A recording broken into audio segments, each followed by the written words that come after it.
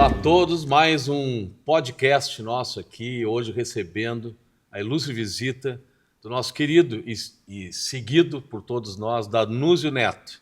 Danúzio, bem-vindo. Para mim é um prazer, obrigado por me receber aqui. Minha segunda vez apenas no Rio Grande do Sul, conheço bem pouco. Felizmente, né, Gustavo me trouxe até aqui, então estou bem feliz de estar com vocês. E é frio aqui às vezes, tá? E quente no verão, tá? Não venha com esse casaco no verão. Exatamente, a gente está aqui meio-dia, tive de colocar uma terceira já camada de roupa. Mas bem-vindo. Eu sou maranhense, lá é Pois 30 é. graus todos os dias. Minha esposa é carioca e lá até faz um pouquinho mais de frio que Maranhão. E tá morando onde agora? Eu moro em São Paulo. São Paulo. Isso, moro em São Paulo desde 2013, 2014, melhor dizendo. E aí eu preparei minha esposa, quando ela vai lá para São Luís passar um final de semana, aí ela... Mas se lá fica frio, assim, em junho, um pouquinho, Sim. cai de 30 para 25. Não, é 30 graus todos os dias. Todos os dias. Pode ir para cima um pouquinho, baixar só à noite, aí chega a 27, 28 graus. Bem diferente daqui. Ah, que legal. E essa decisão de descer para São Paulo, por que se deu? Foram aspectos profissionais. E até o Maranhão, ele é um estado que não tem absolutamente nada, né? É um estado Não recebe bastante... exatamente. Recebe tanto e entrega tão pouco. Você já foi para Maranhão, Piauí, alguma coisa assim? O interior Infelizmente. desses estados é feito de pobreza. A gente vê ali as pessoas sem perspectiva nenhuma, não tem indústria, mas você está até conversando com o Gustavo no restaurante sobre isso. Quais seriam as alternativas para essa população? Porque a gente chega lá, sei lá, em determinadas cidades, 70%, 60% da população recebe Bolsa Família. Ao mesmo tempo, ele está me contando que aqui em Bento vocês têm um projeto, por exemplo, prefeito, que ele vai à casa de um homem que está ali numa idade economicamente ativa, que ele está desempregado, e a prefeitura vai lá para tentar entender qual é a situação dele e oferecer uma oportunidade, né? A prefeitura de Bento ele tem trabalhado nesse sentido. Você é um homem de 30 anos, recebe Bolsa Família, não tem filho, não tem nada, por que você está recebendo isso? E se eu oferecer essa oportunidade de emprego aqui, você sai? Como é que vai ser? Se você não aceitar também, você vai perder o Bolsa Família, então vamos tomar uma atitude. E eu estava pensando na situação lá do Maranhão, do Piauí, em relação a isso. Quem poderia fazer isso? Qual emprego que a pessoa ofereceria? Porque ela não tem indústrias, não tem um setor de serviço forte, o setor agro também é muito diferente daqui. A minha mãe ela chegou a ter uma distribuidora de alimentos. E eu lembro que o arroz saía daqui do Rio Grande do Sul, o caminhoneiro passava 3, 4, 5 dias na estrada e ia entregar lá. Então, nem o agro lá tem forte também. Qual seria essa saída, né? Então, são inquietações que a gente tem em relação a essa situação que existe lá, de muita falta de perspectiva. É um outro Brasil. Uhum. É um Brasil que precisa ser visto de uma maneira diferente. O Danúzio, a formação ou a profissão seria o teu negócio é geopolítica, né? Eu comecei a dar aula para pessoal que presta concurso público. Tem uma matéria de concurso público chamada Atualidades. Então, meu negócio era ensinar atualidades para esses alunos. E é uma matéria assim, bem boba, né, relativamente, que pergunta lá, por exemplo, ano passado, uma hipótese de uma pergunta que cairia no concurso. Ano passado teve um desastre climático muito forte em um estado brasileiro. Qual estado foi esse? Ela tem as opções. Então, eu criei o meu Instagram para falar com esse público, para falar com os meus alunos. Antes disso, eu nem sonhava em Instagram. É mais ou menos a visão que eu tenho hoje em dia do TikTok. Eu tenho um TikTok que, na verdade, é um funcionário meu que fica tocando lá, porque eu fico assim meio... acho que isso daí não é para mim. E Instagram era a mesma coisa. Eu não queria mexer em Instagram, porque eu pensava que era só futilidade, que só tinha, sei lá, dancinhas, bunda para fora, coisas do tipo. Criei um Instagram para falar com os meus alunos, para colocar conteúdos para eles, mas o negócio começou a se expandir com o passar do tempo. Quando teve pandemia, o pessoal se interessava muito no conteúdo que eu colocava lá, conflito em Israel, Palestina, a mesma coisa, e depois, mais forte, foi a guerra na Ucrânia com a Rússia. E aí começou a chegar profissionais liberais, começou a chegar brasileiros que moram no exterior e que nem sonham em fazer concurso. E aí o público mudou totalmente. Que, na verdade, eu nunca falei, nunca tive a linguagem como se fosse apenas para gente que prestasse concurso público, né? E aí chegou gente, por exemplo, como o Eduardo, que Eu te sigo não lá tem da absolutamente... pandemia, né? Quantos seguidores você tinha? Não era não, 100 mil ainda, eu acho. não, longe disso. E hoje tem quase 900. E teria mais se não tivesse... Exatamente, muita restrição, viu? É. E uma delas foi aqui com o Rio Grande do Sul que teve. O meu Instagram é um caso ali de persistência, na verdade. É porque eu nunca tive muita... tem gente que entra em rede social pensando em ficar rico, ficar famoso. Sim. Eu só queria entregar o conteúdo lá para os meus alunos. Então, de 2017 até 2022, eu tive só 20 mil seguidores. Depois a gente foi crescendo de pouquinho. Aí, na guerra da Ucrânia com a Rússia, dobrou, chegou ali para 50 mil. E aí, depois foi escalando um pouquinho. Mas o meu perfil ali, o tempo todo é recebendo restrições. A gente nunca conseguiu chegar, por exemplo, já era para ter há muito tempo 1 milhão, 2 milhões de seguidores, por causa das políticas da Meta em relação ao conteúdo. Uma das restrições mais fortes que eu recebi foi porque eu cobri os eventos que aconteceram aqui no Rio Grande do Sul. Tá brincando. Por quê? Existe uma espécie de conluio, uma espécie de convênio, um acordo, ou pelo menos existia. O Mark Zuckerberg, depois que o Donald Trump ele venceu a eleição, ele disse que mudou isso, mas eu não acredito, em relação ao conteúdo, como é que eles... Fugiu aqui a palavra, de como eles analisam o conteúdo dos usuários, né? Então, é o seguinte, se o governo ele chega e fala para a Meta, olha, esse conteúdo aqui ele é mentiroso, não existe uma discussão com o criador. Ele é mentiroso. Simplesmente que dali é taxado como um mentiroso. Então, teve um conteúdo que foi do Paulo Bilinski, deputado federal, que eles tinham publicado, mostrando a situação de jet ski que estava sendo utilizado aqui. Os bombeiros estavam despreparados, estavam falando que não estavam recebendo recursos do governo. E aquilo dali foi considerado uma desinformação pela Meta.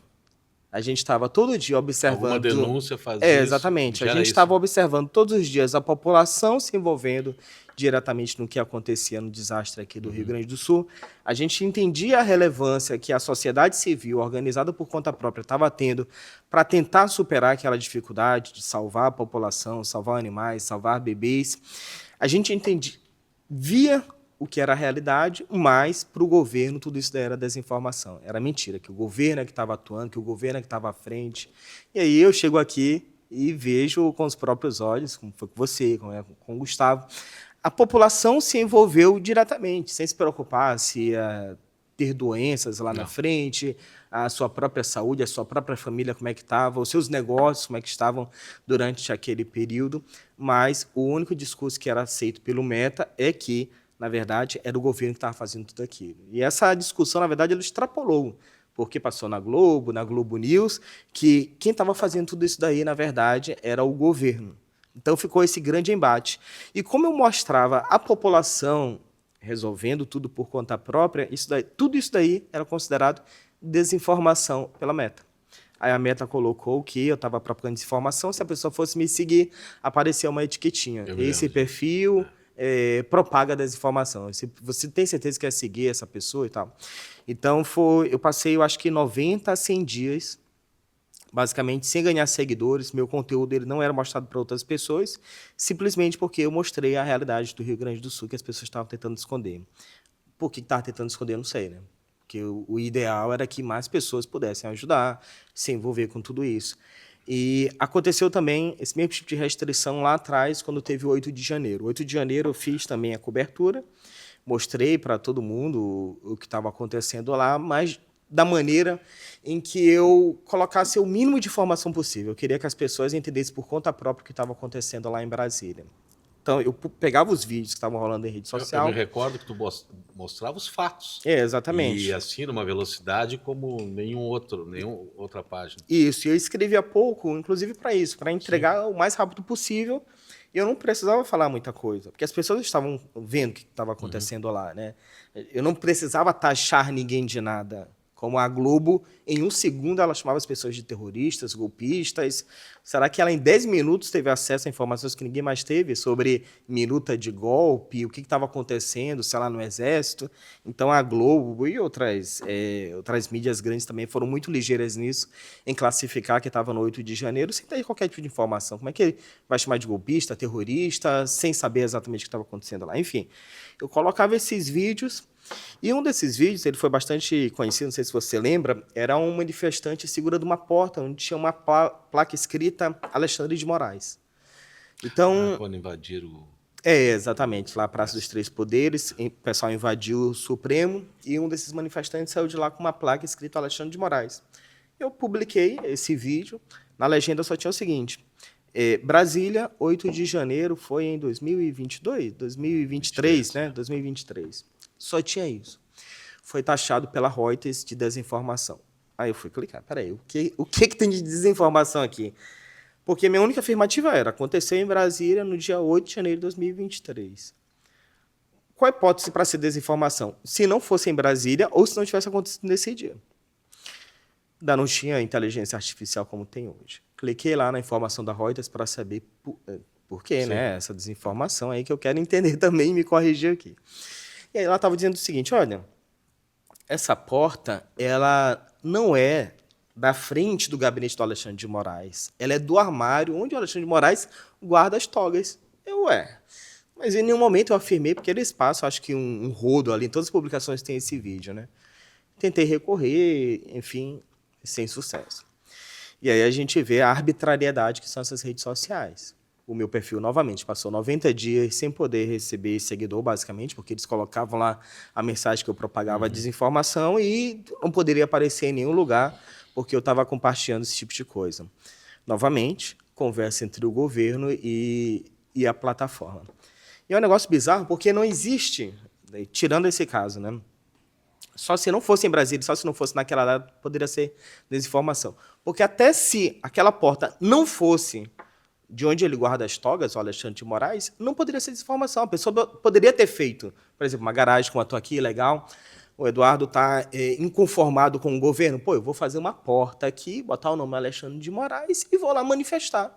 Então poderia ser uma fantasia, poderia ser uma porta que a pessoa criou na própria casa, poderia ser um símbolo, aquilo dali, de uma informação, alguma coisa. O que a gente vê é que tu não dá a tua interpretação, tu deixa sempre livre para as pessoas interpretarem, né? Aconteceu muito com o Fernando Conrado, que esteve aqui conosco no podcast, amigo nosso já de muitos anos.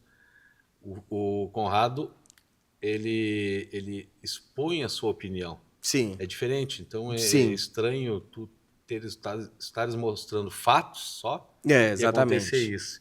E, bom, a partir dali, então, aí te trava um pouco, coisa e tal, mas passou o 8 de janeiro, passou o pós 8 de janeiro, embora para nós possa ter passado, mas para algumas pessoas não, né? Sim. Ainda não. E aí a própria enchente, né? E agora estás em Porto Alegre, nesse período. E quando tu fala do Maranhão, que é um estado que eu admiro muito, porque já li muito, o sul do Maranhão vem sendo ocupado por fazendas de produção Tem bastante gaúcho por lá, plantando SLC, soja, isso, soja, exatamente. algodão, né, também, eu acho que por lá. Exatamente. E por que o Ceará ali, aquela região de Sobral, se desenvolveu tanto, tem tanta indústria e no Maranhão não consegue? Porque é mais ou menos um copia e cola, né? Sim, sim. Aí a gente precisaria perguntar, eu não sei se vão deixar, para o nosso ministro Flávio Dino, que foi governador do Maranhão por 2 vezes. Não, sim, entendi. Ele foi governador do Maranhão por 2 vezes, foi senador pelo Maranhão também, ministro do Lula, atualmente é ministro do Supremo, e que esteve liderando esse processo político por lá, né? Inclusive, no primeiro mandato dele, ele tinha prometido, e aí é um vídeo bem interessante, o Flávio Dino, quando ele ganhou a primeira vez, ele disse que ia tirar Tá? Aí eu posso estar me enganando aqui exatamente o que ele afirmou. Isso daí tem uns vídeos na internet que a gente pode consultar depois. Ele dizendo que ele tiraria os municípios maranhenses da última lista, da lista ali, das últimas posições dos municípios mais miseráveis. E aí ele disse algo no sentido de que ele tiraria esses... Não teria mais município miserável, que tiraria ele das últimas posições, se não estou enganado. E quando ele tentou a reeleição, ele disse que ele não tinha afirmado isso. E o jornalista pega justamente esse trecho confrontando com essa realidade que ele entregou do Maranhão depois, que não mudou muito, né? Mas a realidade lá, infelizmente, é essa, que daria... Assim, a gente tem várias situações, o próprio Centro-Oeste brasileiro, que era menos que pobre porque ela não tinha absolutamente nada, e conseguiu ter uma... Nem os pobres estavam lá, né? Exatamente. Então, pega o Oeste Baiano ali, sim, que é um agreste, norte de Minas sempre passado por uma pobre. Revolução também, verde ali, de conseguir fazer... A gente aqui do Sul, eu digo do Sul, assim, ó, o Paraná, Santa Catarina junto, né? Sim. Os gaúchos saíram daqui, foram para Santa Catarina, Chapecó, Xaxim, Xanxerê, aí foram para subindo o Paraná, e dali o pessoal dali foi crescendo. É um desenvolvimento maravilhoso. Eu me orgulho de ver essa região toda, e foram subindo. Mato Grosso, Goiás, Mato Grosso do Sul, Goiás, Mato Grosso, estão no sul do Pará, Rondônia, Amapá, Acre, né? Os caras estão indo também agora. Sim, sim. Tem uma região chamada Matopiba, que o pessoal chama de fronteira agrícola também. Assim como fosse Centro-Oeste lá atrás, Sim. década de 70, mais ou menos, que era onde não tinha absolutamente nada. Aí tem essa região do Matopiba, que é ali o encontro Maranhão, Tocantins, Piauí e Bahia, né? Que tem muito gaúcho também.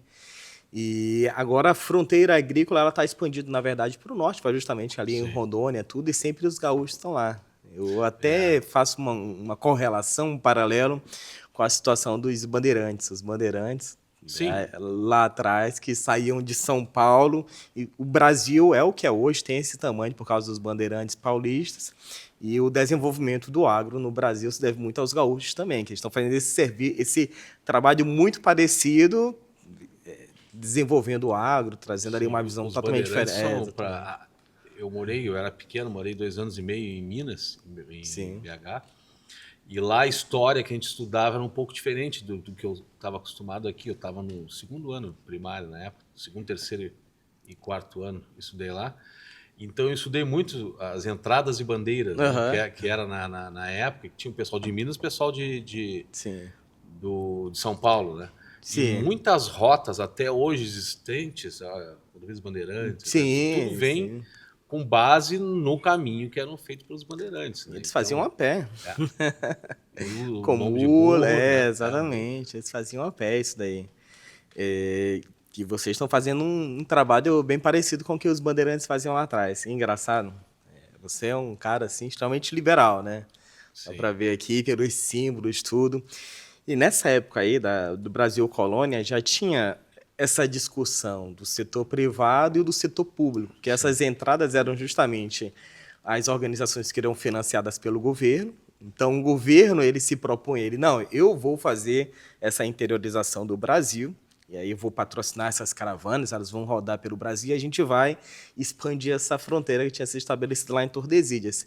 E o setor privado, descontente com o andamento que estava tendo naquela ocasião, falou, não, peraí, a gente vai criar os nossos próprios grupos aqui, que são os bandeirantes, para a gente poder fazer essa exploração. E os bandeirantes, já ali no Brasil Colônia, eles foram muito mais bem-sucedidos, tanto é que depois o governo ele estava, de certa forma, financiando também os bandeirantes, porque aquelas entradas elas não davam certo, né? E o Brasil ele só virou o que é hoje, só tem esse tamanho, essa magnitude, toda essa integração justamente por causa dos bandeirantes, porque senão a gente seria uma faixa ali pequena de território, exatamente. Vinha até Laguna aqui embaixo. E aí foi por causa essa força de empreender, de ir atrás de ouro, de tentar descobrir quais eram os recursos que tinham ali no resto do país, que a gente tem o Brasil desse tamanho. E a madeira, só por curiosidade aqui, a madeira para a Europa, ela já ia muito antes, né? Desde a época do descobrimento ou não? A madeira é o seguinte, o que a gente aprende lá na escola? Que o Brasil foi descoberto em 1500, né? Então, a gente tem uma ideia que, por exemplo, Quando eu estava na escola, 10, 11, 12 anos, o Brasil foi descoberto em 1500. Então, a primeira ideia, a primeira chama que a gente tem é o seguinte: o que a gente entende como o Brasil como um todo surgiu em 1500 não mudou mais nada. Mas o Brasil como território não mudou até o século passado, na verdade. Até o século XX ele foi se construindo. O que aconteceu em 1500 só é que os portugueses chegaram até o nosso território. Mas não tinha absolutamente nada, não tinha produção, não tinha uma atividade açucareira, que depois vai ser importante, de fumo, não tinha absolutamente nada. Então, o que eles faziam, que começou com a madeira, era os entrepostos comerciais. Eles vinham aqui no nosso território, saíram lá de Portugal, vinham para cá, tinha ali como se fossem umas tendas, esses entrepostos, no litoral, pegava madeira e levava para a Europa. Então, acabava aí. Isso daí foi a primeira atividade que teve no nosso território. Conforme os outros europeus foram olhando assim, peraí, vocês vão ter todo esse território aí para disputar, é só português e espanhol? E aí os ingleses começaram a também ter os holandeses também, que inclusive teve colonização lá no Maranhão também. Aqui já é mais tardio, né? Não, lá foi mais o cedo. Rio Grande do Sul, os alemães, tudo já já é século XIX, século XX que acontece, mas daí aconteceu lá atrás. Então, sim, foi acontecendo bem aos poucos. Mas, inicialmente, nosso território ele era basicamente só para levar a madeira para a Europa. Eu tive com a Valéria, minha mulher, há uns anos atrás, em Portugal, lá na região do Douro. Sim. E nós passeando lá, aquele negócio, tu compra as coisas ali, senta numa grama e fica apreciando e tomando um vinho ali, né? A gente conheceu a Quinta da Pacheca e eu me surpreendi que o cara mostrou assim um armário de uma altura, de uma largura absurda. E eu olhei aquele negócio assim e ele disse assim, isso aqui é jacarandá. Aí eu fui olhar de perto, eu gosto muito de madeira, tá? Embora não trabalhe com isso, nada, mas o armário inteiro não tinha emenda. Incrível. Mas tira aqui, ó, põe armário naquilo. E aí eu comecei a notar que era meio estranho. Ele disse, isso aqui teve um incêndio onde estava esse armário em 1950 e poucos, queimou tudo e o armário continuou. Tá? Então, um armário maciço, jacarandá. Tu imagina a tora de madeira, de jacarandá que levaram para lá naquela época. Como é que levavam isso? Né? Até é uma curiosidade, porque as caravelas não eram, as naus, as caravelas não eram tão grandes, eram pequenas, né? Sim. Isso daí depois foi se modernizando também. Assim como a gente tem hoje, o carro ele acaba sendo muito mais rápido, né? A gente observar essa evolução, mas teve evolução também nas próprias embarcações, enfim. Mas isso daí demonstra o quanto que o Brasil é rico, na verdade, de recursos, né? Porque a gente vê, Portugal conseguiu colonizar o Brasil. Hoje, Portugal tem 10, 11 milhões de habitantes. Imagina quantos habitantes tinha naquela época, em 1500, 1501, 1510. A cidade de São Paulo tem mais habitantes hoje do que tem Portugal atualmente. Sim. Então, naquela época, tinha muito menos. O Brasil era um país... vi recentemente o pessoal discutindo um pouco sobre isso no Twitter, como se fosse uma contradição, mas não é.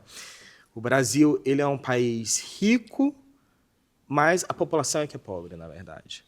Tanto é que quando a gente vê ali a análise de PIBs, é difícil o Brasil não estar entre as 10 primeiras posições. O Brasil costuma estar. O negócio é quando a gente pega essa riqueza, vai distribuir por todos os brasileiros, acaba ficando o número ali bem baixo. Aí o Brasil cai vertiginosamente. É até um pouco parecido também em tamanho de... O Brasil é um país populoso, mas pouco povoado. Nossa população também sofre com isso, tá? Em números absolutos, a gente tem uma população muito grande, mas quando a gente vê em relação ao território, a gente vê que o nosso país, na verdade, é bem pequeno. O Getúlio Vargas, daí, lá na década de 40, ele teve essa preocupação e começou a criar os territórios federais, que hoje em dia não existe mais. E esses territórios federais eles eram justamente em regiões de fronteira ou região amazônica, qualquer região assim, que era pouco habitada. Para ocupar mesmo. Para ocupar, ter a preocupação. Que hoje em dia a gente vê o Lula, por exemplo, dando de mão dada com o Macron, aqui no Brasil e lá na França, sendo que a França abertamente fala em internacionalizar a região amazônica brasileira, porque eles sabem que aqui tem bastante riqueza. E, curiosamente, temos políticos que se dizem nacionalistas ou que lutam pela população brasileira que atuam como podem para impedir o desenvolvimento do Brasil, inclusive com a exploração desses recursos. principalmente lá na região amazônica. Hoje o pessoal está falando bastante sobre a exploração, né, da margem equatorial, e uma Marina da Silva, ou esses políticos ambientalistas, eles ficam jogando com a população no jogo de palavras, porque eles sabem que a população não entende exatamente o que está rolando. E aí uma Marina da Silva, o IBAMA, eles falam o seguinte: olha, o que a gente não está querendo, na verdade, é que a foz do Rio Amazonas seja explorado. Aí quando você vai ver, na verdade, tipo, a exploração do petróleo acontece 100, 200 quilômetros da foz do Rio Amazonas. Do Rio Amazonas, não tem absolutamente nada a ver. Então não vai ter impactos ambientais, não vai acontecer absolutamente nada ali. Ao mesmo tempo, a Guiana, que teve colonização inglesa, a Guiana francesa, também ali do lado, estão fazendo exploração desse campo de petróleo. Mesmo. Então, o Brasil é o único que está abrindo mão disso enquanto eles estão lá. Vai acabar o petróleo lá, aí sim o IBAMA vai dizer, tá bom, pode explorar quando a gente não tiver mais o que fazer. Agora, o curioso é que essa galera, Marina Silva, IBAMA e outras ONGs, eles aturam, aceitam, gostam, não sei se recebem recursos ou não, né? Seria até um pouco aqui leviano da minha parte dizer que eles recebem recursos dessas ONGs, então a gente não vou afirmar isso, mas se eles recebem ONGs estrangeiras para atuarem justamente na região amazônica. E essas ONGs, elas defendem que a gente precisa respeitar o meio ambiente, que a gente não pode fazer exploração econômica ou comercial ali. Agora, qual é a origem dessas ONGs? São britânicas, francesas, americanas. E quais são as origens das petrolíferas que atuam na Guiana e na Guiana francesa? São justamente britânicas, americanas, francesas. Por que eles não reclamam desses outros países também? Reclamam só aqui. Então, tem coisas estranhas que acontecem e que acabam segurando o nosso desenvolvimento, né? Parece que existe uma atuação muito forte para continuar sendo um país muito rico, principalmente no papel, e manter essa população ao mesmo tempo bastante empobrecida. Reservas naturais te possibilitam tu enriquecer uma população, um país, o seu PIB, vamos dizer assim, tá? Sim. Te permitem, né? Não te garantem nada. Sim. Né? Vide Venezuela, tá? O Arábia Saudita, etc., soube trabalhar com o seu estoque, que é finito, né? De petróleo e tudo mais, diversificação. E nós continuamos, realmente uma...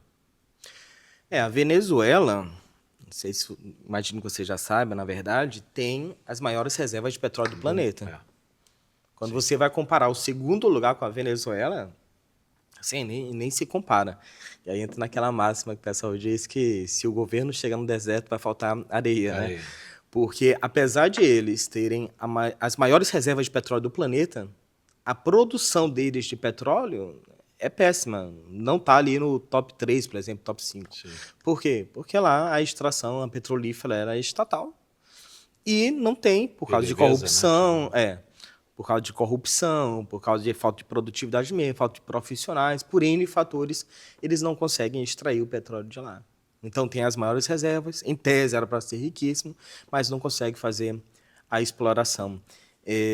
O Oriente Médio, a mesma coisa, eles vivem de recursos naturais, do petróleo, mas alguns países conseguiram se desenvolver, encontrar outras... viraram a chave. A Arábia Saudita está avançando bastante. A gente tem ali no próprio região ali que está próxima da Arábia Saudita, né?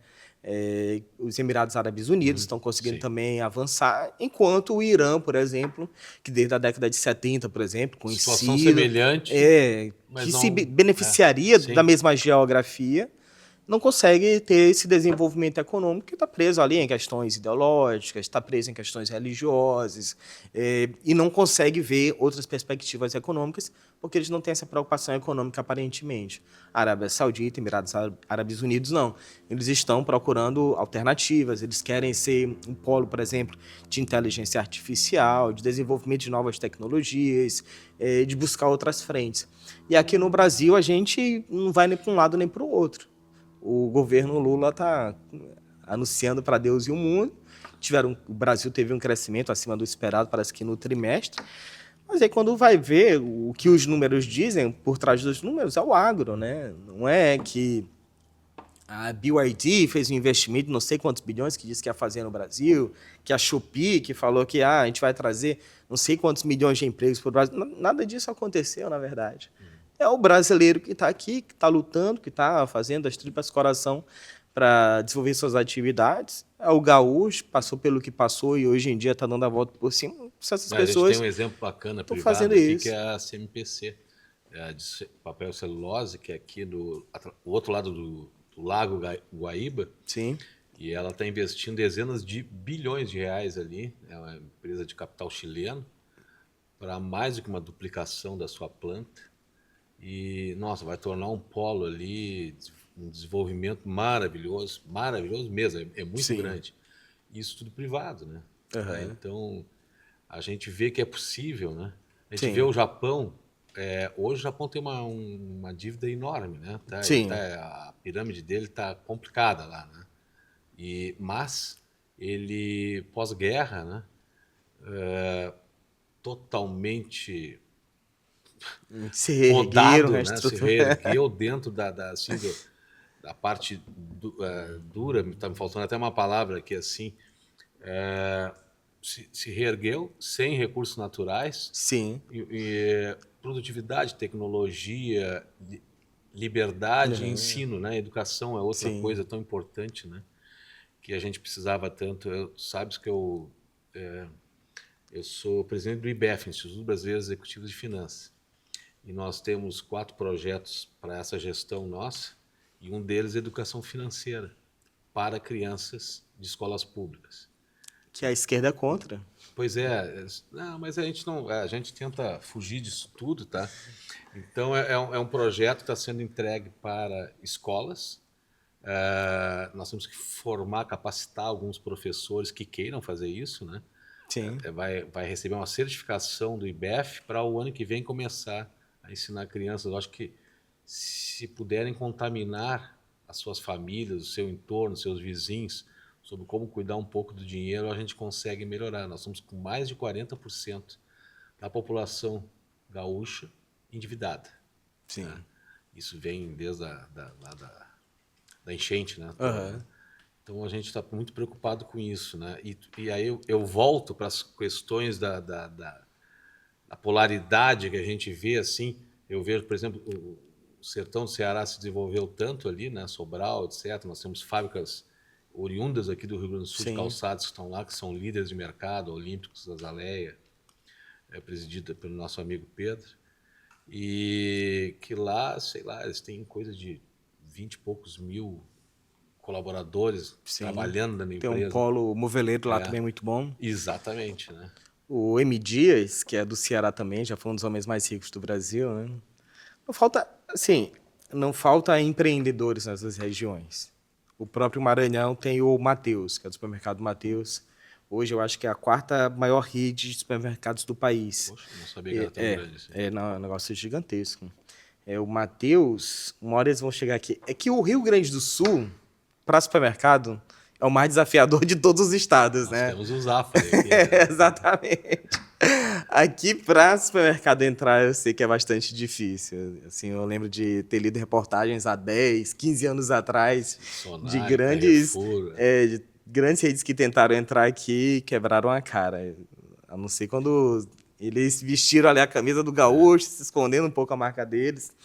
Mas se um dia o Mateus chegar aqui, vocês vão ver como o negócio lá é muito forte. E eles se tornaram a 3ª ou 4ª maior rede de supermercados do país. Quando eles estavam atuando, eu acho que ainda só em 4 ou 5 estados. Que é no Maranhão, eles inclusive nasceram ali na região de Balsas, que é onde estão vários gaúchos. Os gaúchos eles foram para o sul do Maranhão, plantação de soja. A base deles é justamente a cidade de Balsas, que é onde nasceu a rede de supermercado Mateus. Dali eles mudaram a sede deles para São Luís, do supermercado Mateus, e eles começaram ali atuando, acho que Piauí e Pará. E só aí eles já começaram a disparar dentre essas posições das maiores redes de supermercados do país, né? E o Wilson Mateus, que é o fundador, ele até diz que gosta de ser assim, das pessoas não conhecerem a realidade da empresa, de não entenderem, de nem saberem, nem sonharem que eles são tão grandes. Aí eles começaram agora uma expansão que está só no Nordeste. Então, eles já conseguiram ficar no topo do Brasil, mas eles estão só no Nordeste, eu acho que no Pará não passa muito disso. Então, tem muitos empreendedores por lá, né? Mas eu vejo que ainda existe uma necessidade ou uma dependência muito grande do Estado. Essa cadeia aí é que ela precisa ser quebrada. E isso daí, querendo ou não, acaba entrando na mentalidade das pessoas. Então, precisa ter essa dependência quebrada para a gente ver um salto de desenvolvimento. Como é que é a autoestima do pessoal lá? Olha, as pessoas precisam sair de lá para conhecer a realidade. Né? Ah, tá. Eu não sabia qual era a realidade do mundo, por exemplo, enquanto eu não saí de lá. Eu pensava que... Assim, eu vejo que até hoje o maranhense ele tem muito essa ideia de que o interior ele não presta. Ele não entende o interior, por exemplo, que tem no sul, que tem em São Paulo, por exemplo, que, na verdade, a qualidade de vida é até melhor. As pessoas até preferem ir para o interior. Então, precisa ainda ter um desenvolvimento que eu acho que ele vai muito de essa mudança de mentalidade. Mas, para isso, precisa ter exemplos, precisa ter iniciativas, que vai ser o grande desafio. Eu estava tentando descobrir com o Gustavo mais cedo por onde que a gente pode começar esse trabalho de quebrar essa cadeia da pobreza. Porque as pessoas lá, elas nascem sabendo que vão perpetuar a pobreza, não tem saída, não tem nem como empreender em determinadas circunstâncias. Né? Citasse lá no começo o caso de Bento Gonçalves, né? Sim. O prefeito já tomou-lhe um puxão de orelhas de, não vou dizer qual, não posso te afirmar qual órgão, Sim. ou qual do poder judiciário, tá? Mas tu levou um puxão de orelhas porque não poderia fazer isso. Essa atitude que ele teve de confrontar pegar, as pessoas. Mas isso é uma característica nossa da Serra, que como tem, por exemplo, Santa Catarina inteira, é assim. Tá? Sim. A gente vê que não se cria, entendeu? Uhum. Ele disse, não, tá desempregado, então vamos procurar aqui. Sim, lógico. O grande exemplo é Balneário Camboriú. Eu não gosto de edifício muito grande. Não vai para Camboriú. Mas quem gosta vai para lá e lá está crescendo absurdamente. Sim. Uma das coisas, quando a gente fala tudo isso aí, eu lembro da questão fundamental da liberdade, né? Fala de Venezuela, fala lá dos Emirados Árabes, que tem lá algumas dicotomias, né? Mas nossa aqui também. Tu vê, Santa Catarina, eu fiz uma vez uma live com... a gente estava na pandemia, segunda etapa, era os secretários de Finanças aqui do Estado, do Rio Grande do Sul, de Santa Catarina e do Espírito Santo, que são dois expoentes estão fora do eixo e conseguem... Por quê, né? O Espírito Santo, essas questões tributárias, a falta de liberdade é uma coisa tão complicada que tu vai entender isso. O cara traz os automóveis do Japão, desce em Vitória, sobe em carretas, vai até Catalão, em Goiás, desce das carretas. Ali ele é nacionalizado. Sobe em carretas, cegonhas, né? E vai para São Paulo, que ali ele é vendido. Por que esses navios não descarregam no Porto de Santos direto e vai para São Paulo e está resolvido? Olha o custo que leva esse triângulo todo. Cada intervenção do Estado vai gerando uma ineficiência. Né, o risco para as pessoas, cegonhas na estrada, tu está entendendo? E aí é o caso do arroz, que eu falei para você, que minha mãe comprava arroz gaúcho, que ia de caminhão, passava 4, 5 dias na estrada para ir para o Maranhão. O negócio não faz sentido. Podiam ver que o do Espírito Santo está certo. Ele cobra taxas mais baixas. Só isso, ele se torna atrativo, que eu não sei o que vai acontecer agora em 2026, quando houver esse equilíbrio fiscal, vamos dizer assim, que ninguém vai poder cobrar menos. Tá? São várias ineficiências que a gente tem no nosso país, né? Uma das mais relevantes, uma das mais gritantes, é a existência da Zona Franca de Manaus. Sim. Porque você, às vezes, tem a matéria-prima aqui do Sudeste do Sul, que vai para a Zona Franca de Manaus, que é no meio do nada, montar lá para voltar aqui, porque o mercado e o mercado consumidor está aqui. Então, por que não coloca logo isenção fiscal no país inteiro, por exemplo? Um dia desse, uma pessoa ficou... Porque as pessoas levam muito para o lado emocional, né? Sim. Teve algum estado, eu não lembro exatamente o que foi, mas era uma isenção fiscal para um tipo de doença. Eu não lembro se era IPVA, o que era, mas para uma determinada deficiência física, mental, não lembro. Eu botei, pô, mais uma, né? Alguma coisa nesse sentido assim. E aí veio um pai, me colocou lá, assim, no direct, mandou uma mensagem gigantesca para mim, falando, olha, eu gosto muito do seu trabalho, eu admiro há muito tempo, você tem coragem de falar um monte de coisa, mas daí eu não gostei. Porque eu sou pai de uma pessoa especial, só eu sei qual é a dificuldade e tal, não sei o quê, e aí a gente merece. E aí a gente entra naquele campo dos direitos, né? Porque todo mundo se acha nos direitos. E com certeza a vida desse pai ela é muito mais difícil que a minha, Sim. nesse sentido dele passar por uma situação como essa. Mas meu ponto não era esse. O meu Não ponto compreendeu. por que não estender essas isenções ou facilitar para todo mundo? Né? Já que o Estado ele é gigantesco, a gente vê, criaram um problema que não existia, por exemplo, agora o governo. A criação lá de IOF, ou aumentando, ou majorando, ou criando em situações onde não existia a incidência do IOF. Aí pronto, criaram esse problema da noite para o dia, porque foi uma canetada, não precisa passar pelo legislativo. Isso daí, o governo falou o seguinte, eu não tenho como tirar.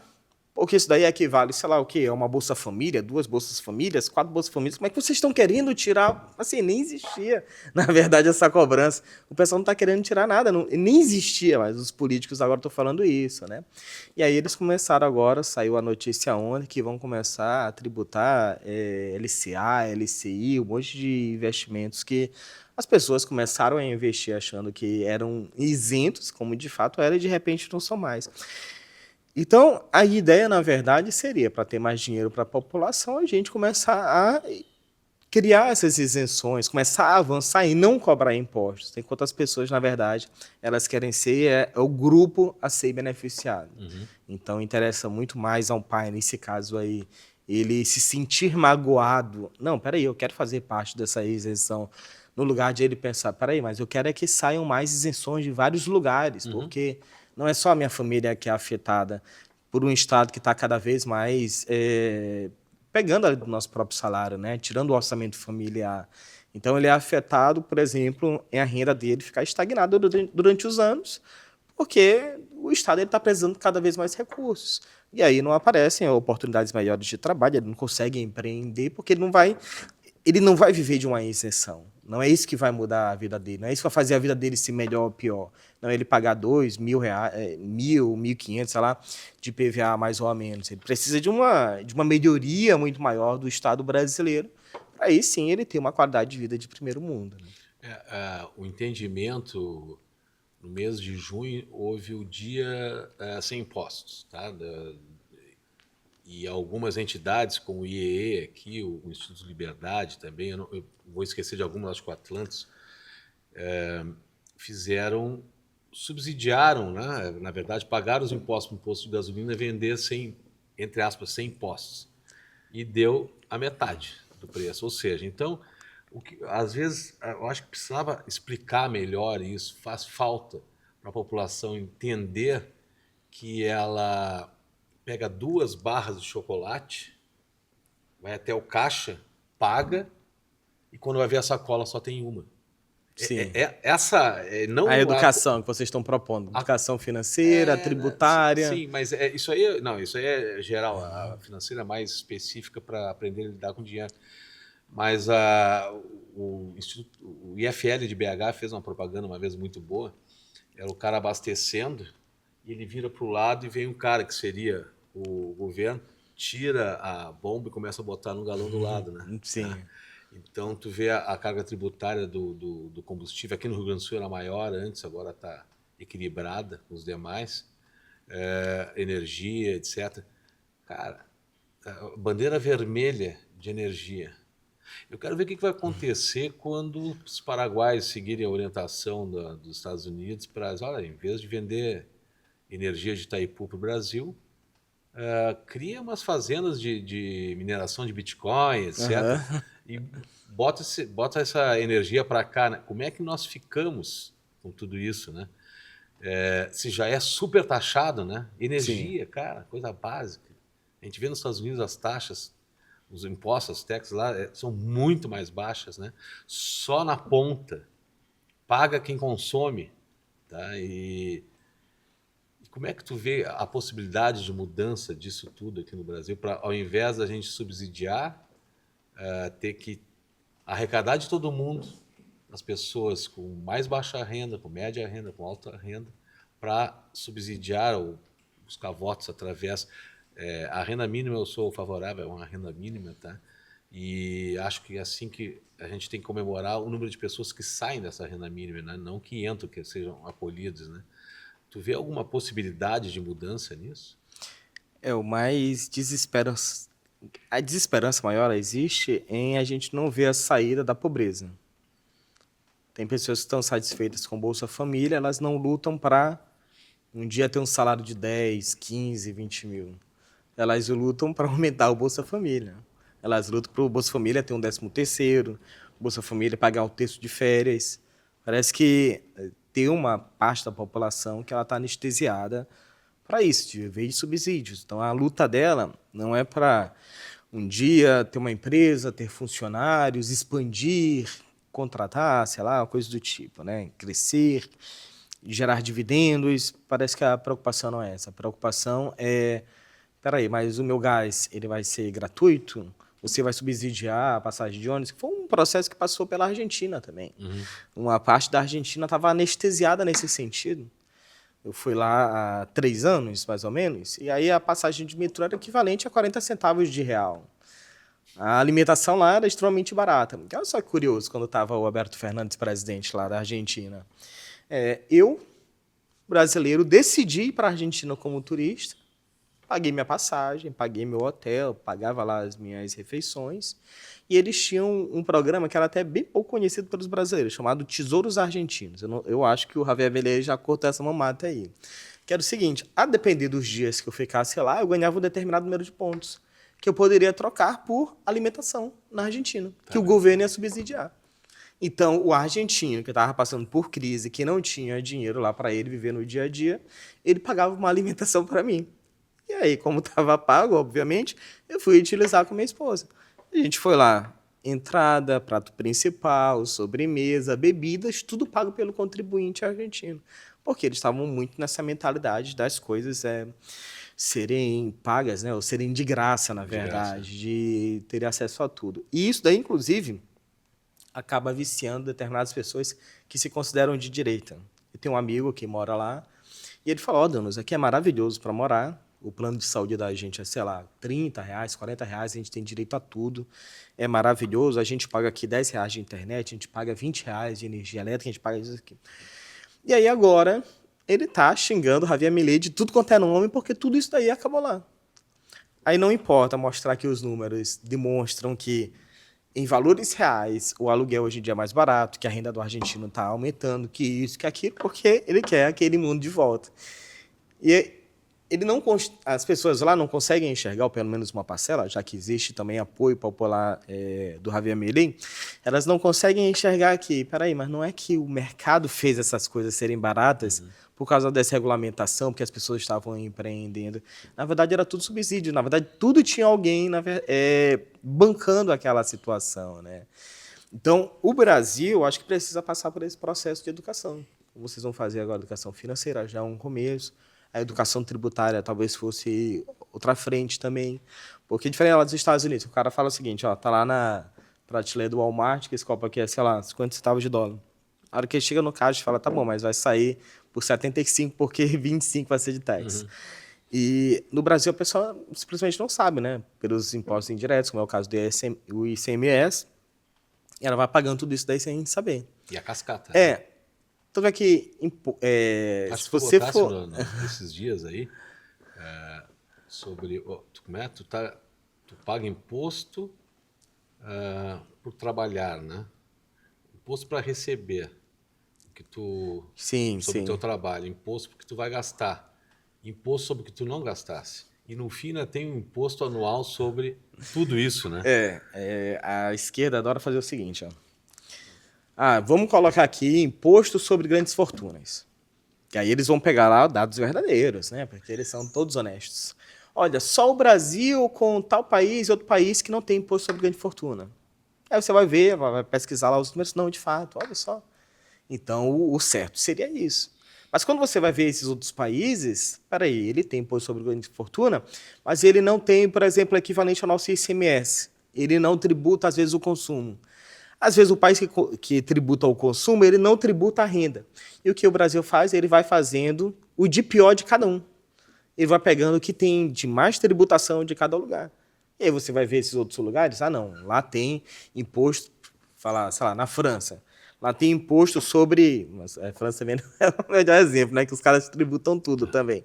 Mas, sei lá, um país X desenvolvido, às vezes eles tributam a renda muito, mas não tributam o consumo. Tributam o consumo, mas não tributam a renda. Agora o Brasil ele quer pegar o pior cenário de todas as situações, né? Então a gente quer tributar a renda, a gente quer tributar o consumo, a gente quer tributar até a morte, pessoal, na hora passar ali a herança. A gente tributa a doação também. Então, se você quer fazer uma doação, pessoal, aí das enchentes, vai ser tributado também.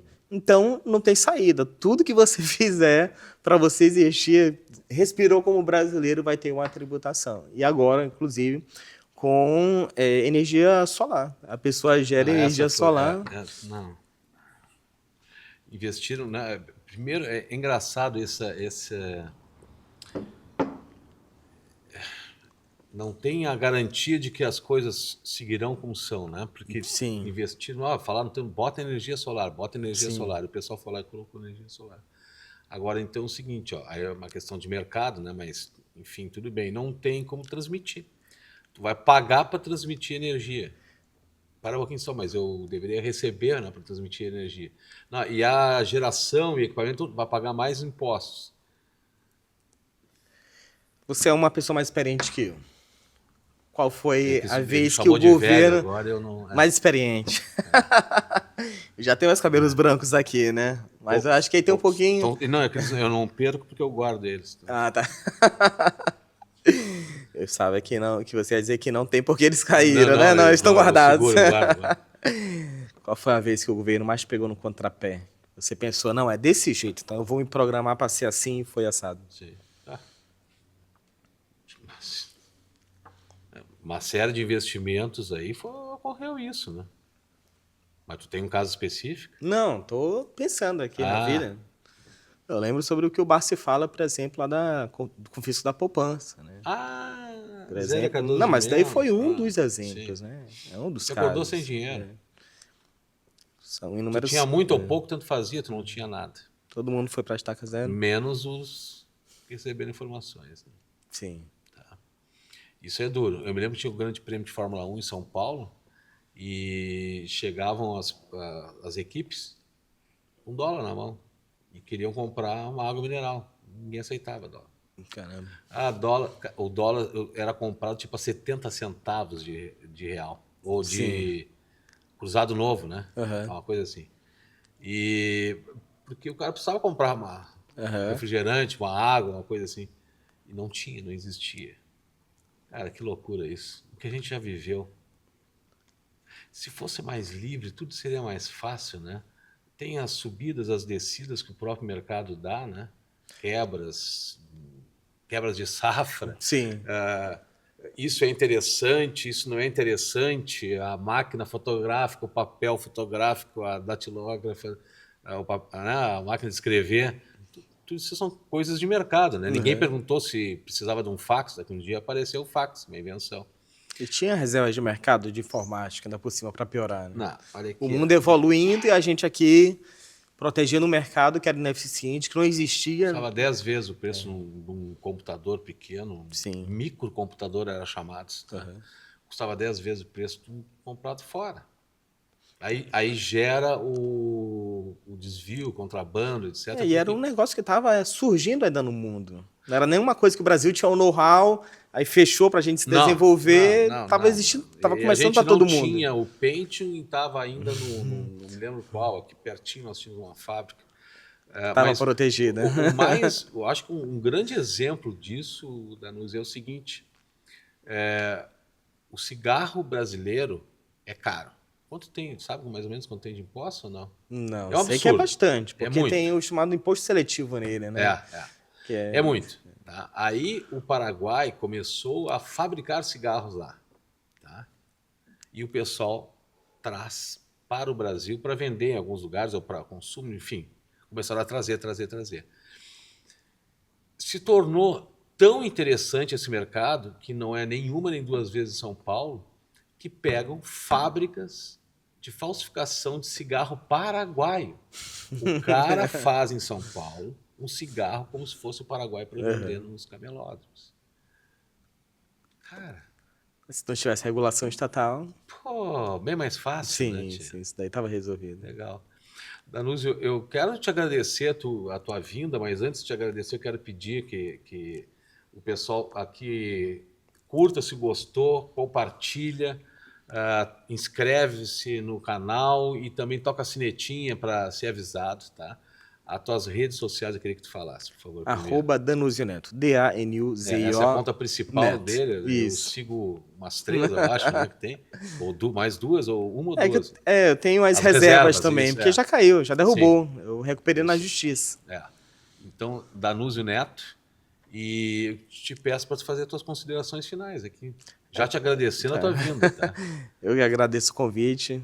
Assim, foi inesperado, o Gustavo falou em cima da hora, mas foi uma surpresa extremamente agradável. Aquelas surpresas felizes da vida, né? Que legal. Que a gente não faz nem ideia do que estava rolando aqui, desse tipo de conversa que você estava tendo. E quando ele falou, eu fui pesquisar, pô, não vi, né? Aí depois fui saber, estava começando e tal. Eu quer saber, mas pela indicação de quem Que legal. eu vou lá, vou Muito aceitar e, assim, não poderia ser melhor a experiência. Então, muito obrigado pelo convite, foi excelente, foi maravilhoso. Saber que você acompanha o nosso trabalho também. Há muito tempo. Que a gente puder fazer por vocês aqui no Rio Grande do Sul, sempre que precisar, a gente está do lado de vocês. Muito obrigado. Valeu, cara. Eu que agradeço, abração, Dado. tá? Bem-vindo. Muito obrigado.